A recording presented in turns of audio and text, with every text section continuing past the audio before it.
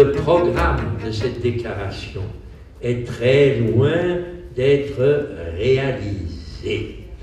Ce qui s'est fait au cours de ces 60 années n'est nullement négligeable. Rappelons rapidement, la déclaration était un texte, un beau texte rhétorique et déclaratoire, mais qui n'avait pas de valeur contraignante. Ce n'était pas un texte juridiquement applicable, mais 2 pactes ont été élaborés.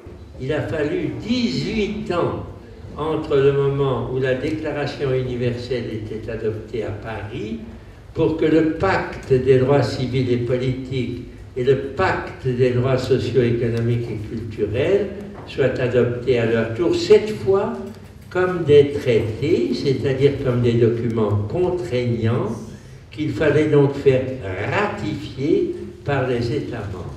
Tous ces textes internationaux précieux ne peuvent évidemment devenir des réalités que si la pression se fait sur chacun des 192 États pour que non seulement ils ratifient, c'est déjà beaucoup, mais qu'ils appliquent, c'est encore plus difficile à obtenir. Donc, nous avons travaillé pendant 60 ans.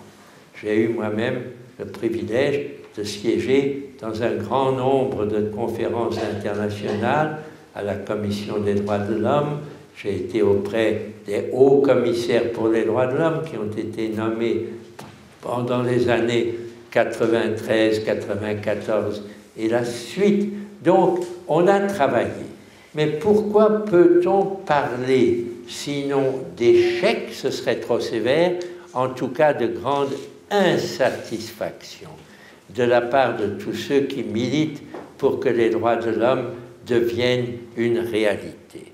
Le plus grave, et il faut le dire puisque nous sommes ici dans une réunion organisée par le mouvement de la paix, c'est que l'essentiel de ce que la déclaration voulait maintenir, c'est-à-dire la paix, n'a pas pu être maintenu.